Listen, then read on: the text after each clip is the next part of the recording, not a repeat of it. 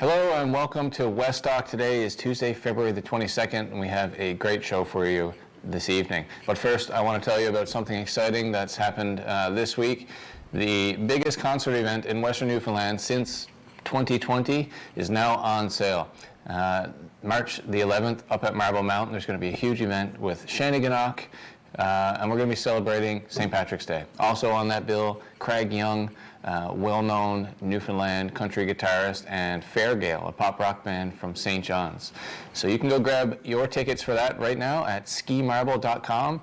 They've been on sale for 24 hours, and it's about 50% sold out. So don't miss your shot, and hopefully we'll see you all there next month for a great event.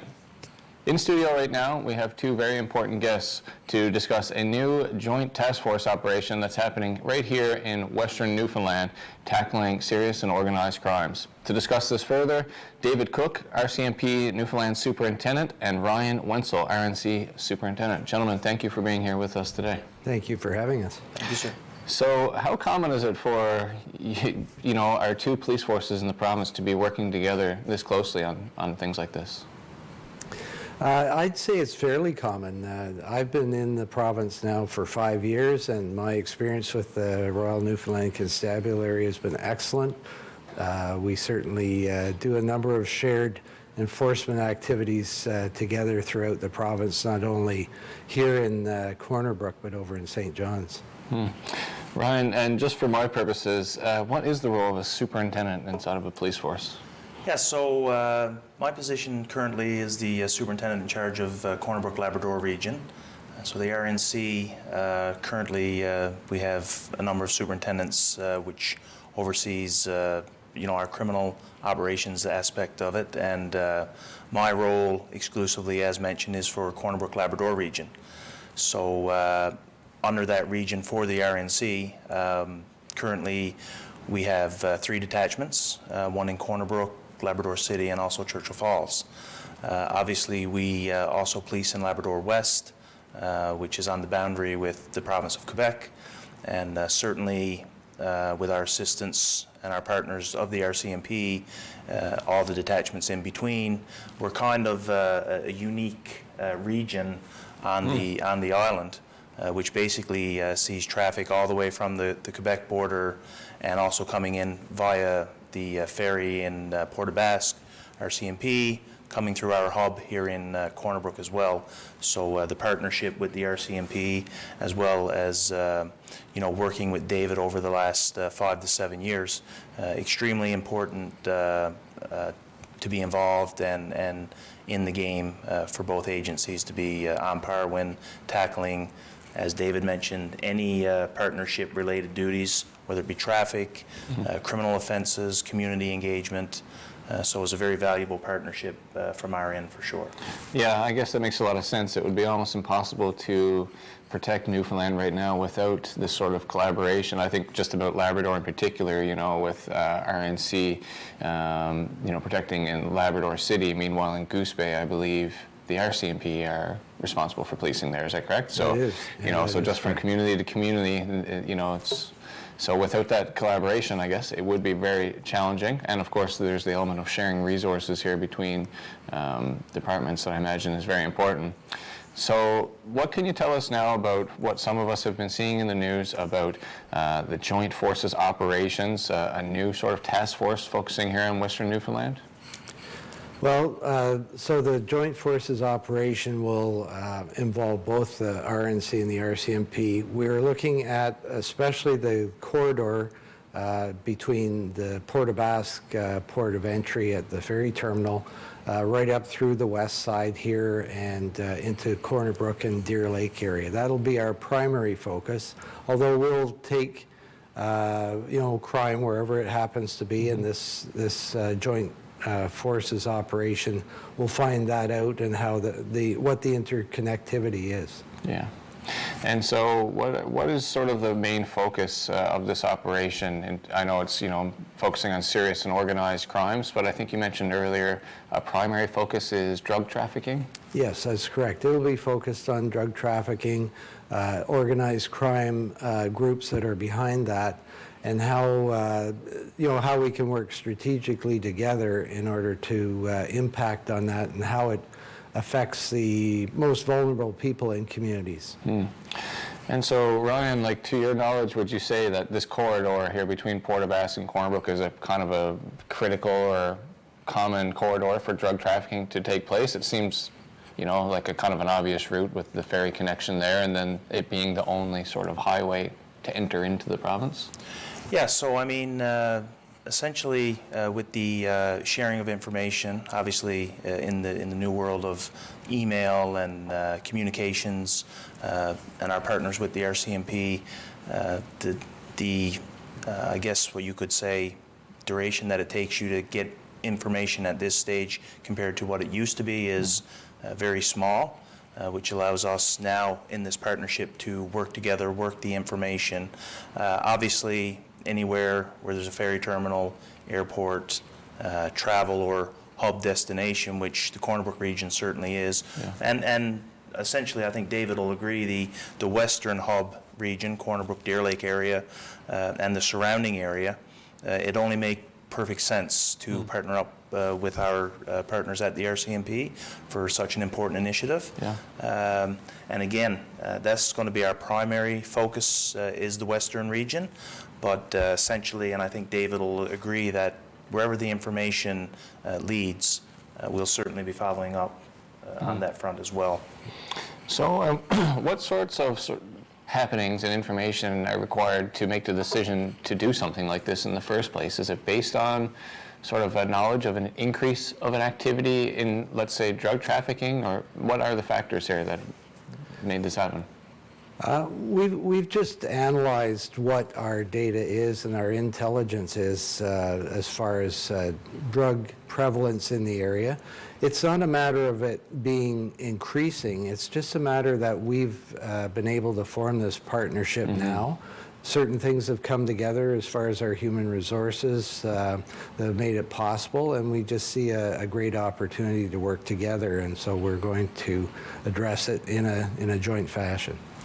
Right, and as David mentioned, I mean, certain things have come up. It's not lost on everybody, I'm sure, that coming out of post-COVID now, 2 years, and I know for our organization that the deployment of resources, obviously for emergency calls and active investigations were ongoing, but at sometimes resources were required to shift to obviously cover off shifts, for example, COVID scheduling in the cases of if we had a situation where a number of members may come down with it, right? Right. So now coming out of COVID, obviously, we can assess and I know Chief Roach in our organization was a big proponent of reassessing and redeploying resources based on, as David mentioned, the new intel or new information received to get the most effective response. And this is a key area that I know for the RNC and David as well for the RCMP, by this partnership and collaborating together with the most recent intel and applying the most effective resources to tackle the issues identified. So this is about, you know, proper timing now. After a tough few years, the resources are in place, the people are in place, and it's something that you can move forward on, and that's sort of the reason why today. Yeah, and I think, David, you can probably speak to, I mean, this is not the first instance where there was, you know, a shared partnership with our organizations in the region. Yeah. So I think David could speak. Yeah, certainly. When I arrived 5 years ago, we were also involved in a joint forces operation at that time with the Royal Newfoundland Constabulary, and also with the RCMP. We have what's called a federal unit, which also looks at the higher level crime and serious crime and interprovincial, international crime. So there's a linkage there between what we see in our province here coming from other provinces and other countries. Yeah. So that all links together. And in the past, we've worked in that area as well here in Corner Brook. And we've had a lot of success, but there has been a gap over the last couple of years. And as Ryan mentioned, Chief Roach, when he was here as a superintendent in charge of Corner Brook, and I was here, we both recognized this gap, and we've worked together over those years to close the gap and finally be able to have the human resources in place to address this issue together. Very interesting. And you touched on something, just there about information, that we get from other provinces and other countries as well. Do we have a sense now of sort of the driving forces behind what does seem to be sort of a drug problem here in Western Newfoundland? Do we know that, the forces driving this are here in Newfoundland or out of province, or really organized on a higher level that people might not really understand? Well, like any organization, there will be hierarchies. And certainly within the illicit drug market, there are hierarchies, and we recognize those. And it's the connectivity between those sources and the demand for the drug that we work on developing the intelligence for. And then we look at ways in which we can disrupt and interrupt and enforce against those chains, those supply chains. Interesting. And of course now it seems like the internet has to be a factor.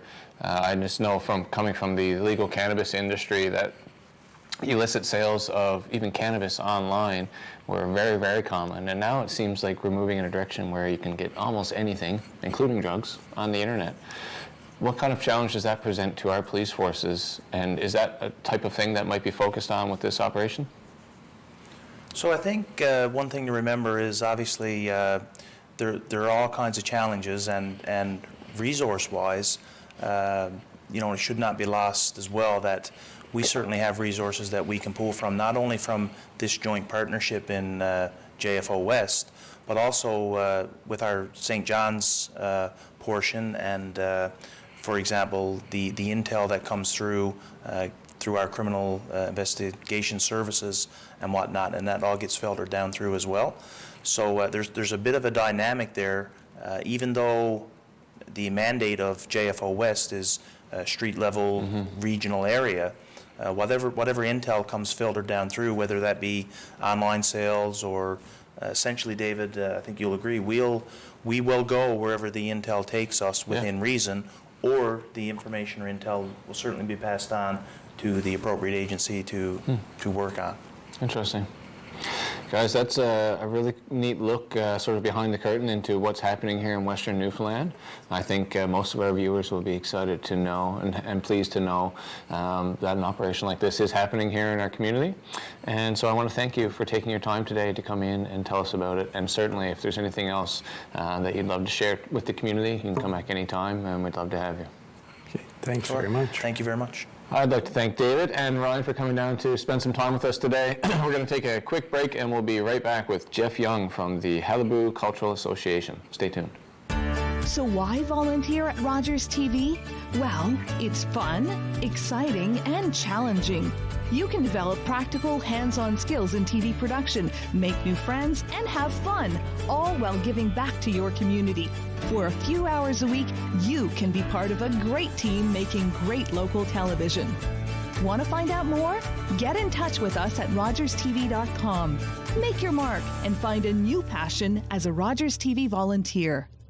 And we're back with a guest that we've introduced you to several times now over the last few seasons of West Talk. But here today with a new role, wearing a new hat, Mr. Jeff Young. Jeff, thanks for coming back in the studio today. Thanks for having me.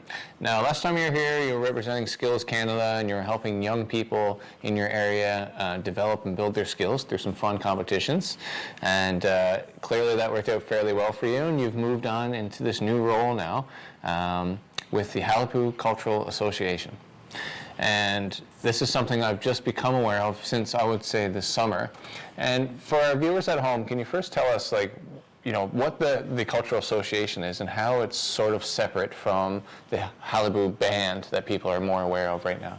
So the Qalipu Cultural Foundation is a nonprofit charity, which we do a lot of cultural programming events for our members and for status and non-status members, and we partner with other Indigenous groups in the province to offer cultural programming, and we offer grants to grassroots and Indigenous organizations for them to offer programming in their communities. So we're different from the band. We have our own board of directors, which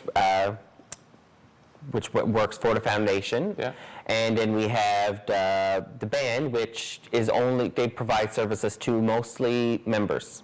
status card members. So, but we have a good relationship, and it was formed, the Qalipu Cultural Foundation was formed under the band at a time when the band didn't receive funding or couldn't receive funding for cultural activities, which now they do. But so that's where it was when it was formed and started. So within the past, I'd say, year, we started to really grow much bigger. We had no staff. We had a part-time staff person in the past, which we shared with the band. Now I'm the first full-time staff member we have, and we're hoping to grow in the coming months to have more staff on board.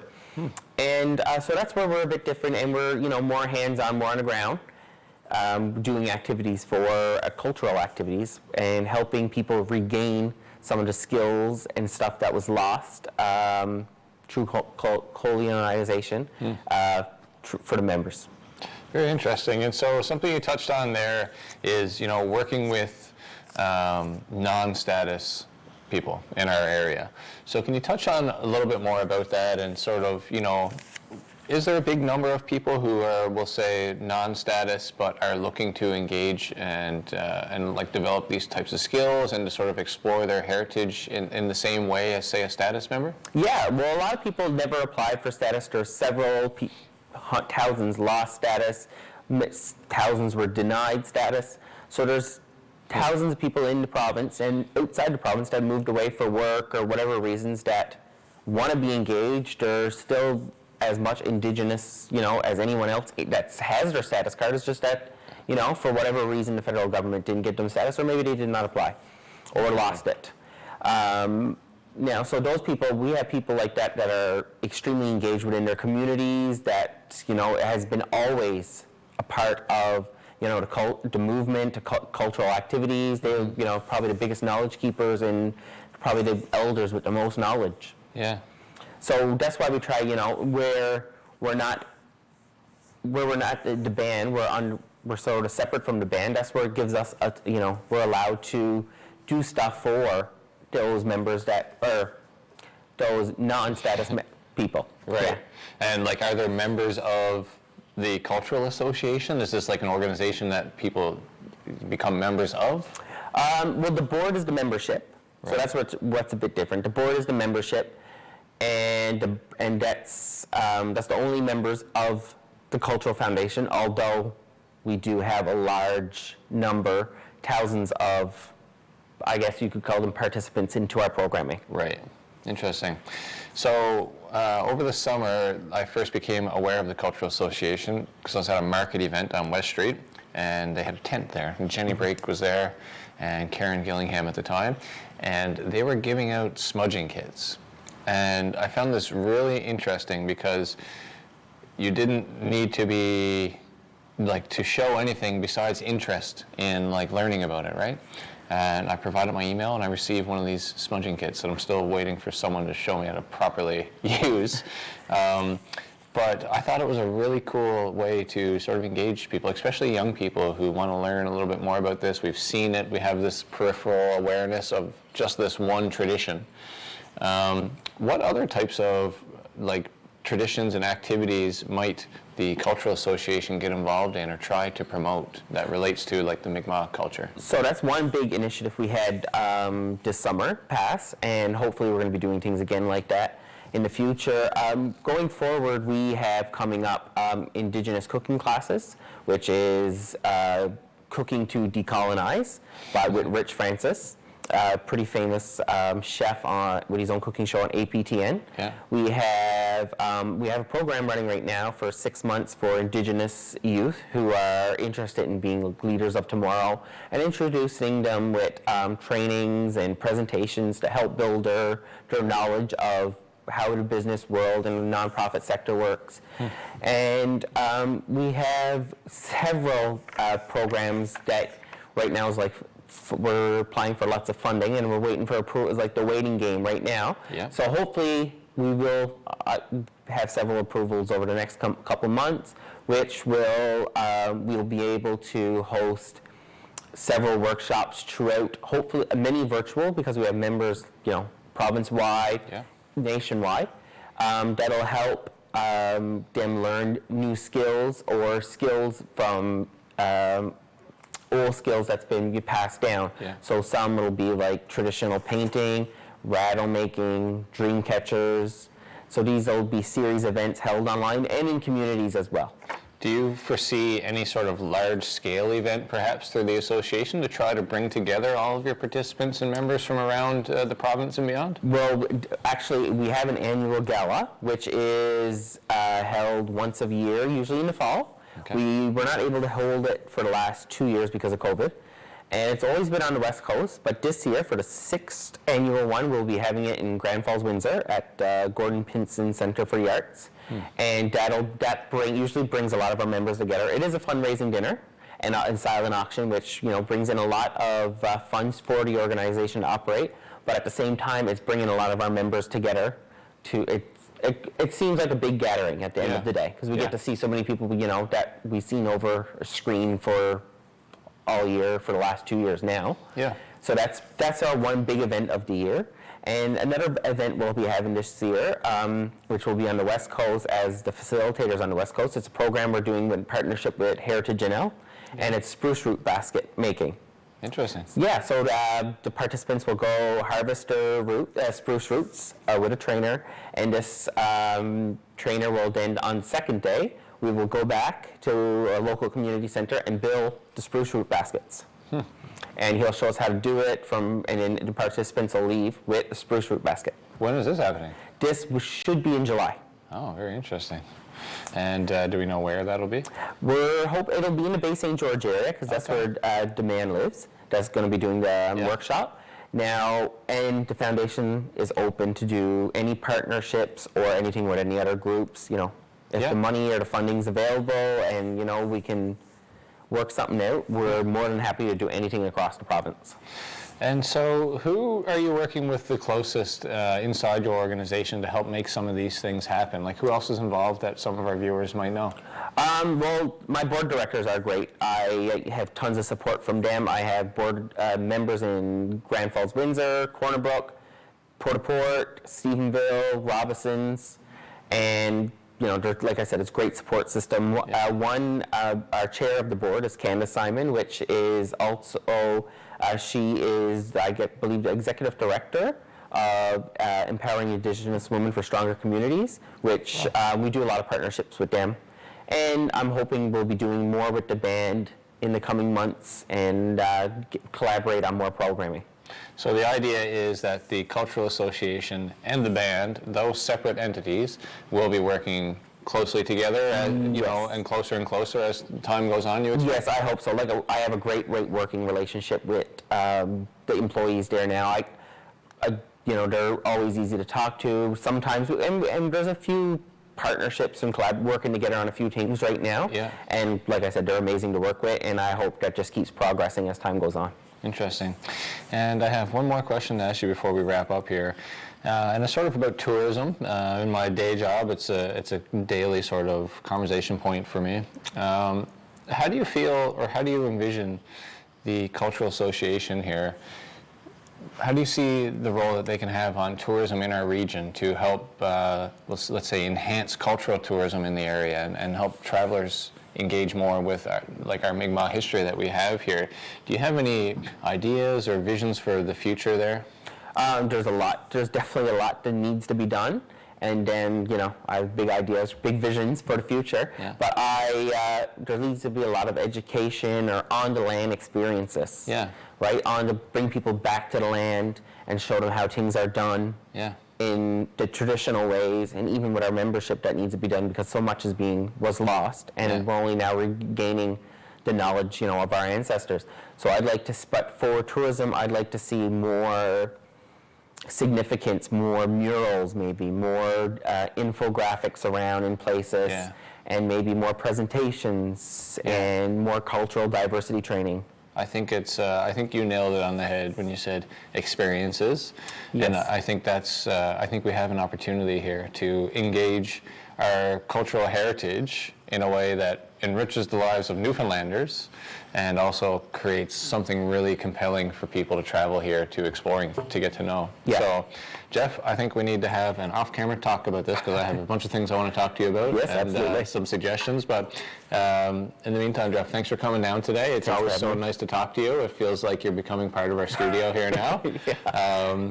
And any updates that you have, please let us know. We'd love to have you back. I will, for sure. And we're going to take a quick break. Stay tuned. We'll be right back to wrap things up. So why volunteer at Rogers TV? Well, it's fun, exciting, and challenging. You can develop practical, hands-on skills in TV production, make new friends, and have fun, all while giving back to your community.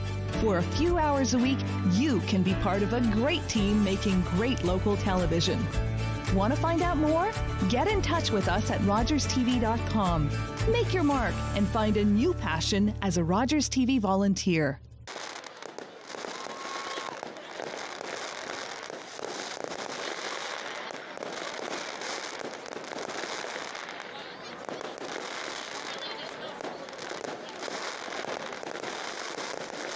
And that's our episode for today. I want to thank David Cook and Ryan Wentzell for coming down to tell us about the new Joint Forces operation happening here in Western Newfoundland.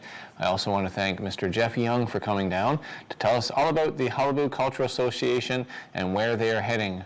And you can find more information about that at qalipuculturalassociation.ca. That's it for today. We'll be back next Tuesday with another episode of West Talk. Have a good night.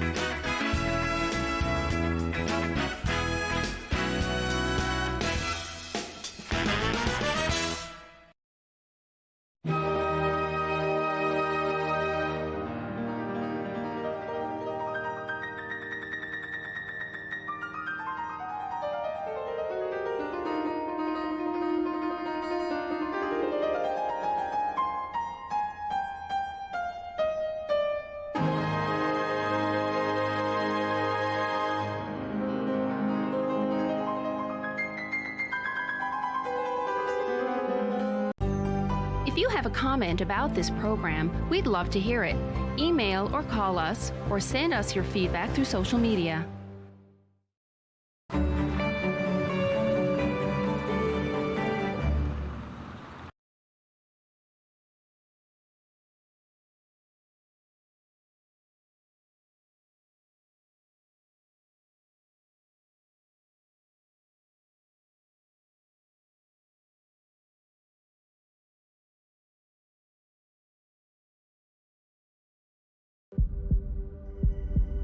We can be hurt.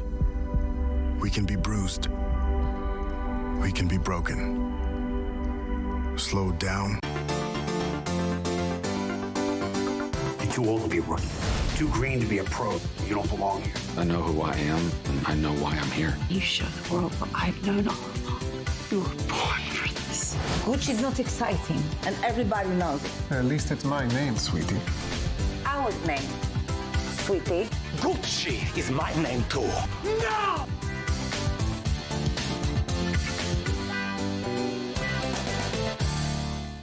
It isn't the heavy trays that make the job difficult, or the fast pace you need to keep up. It's not working another double because someone called in sick. What makes the job tough is the moment you realize a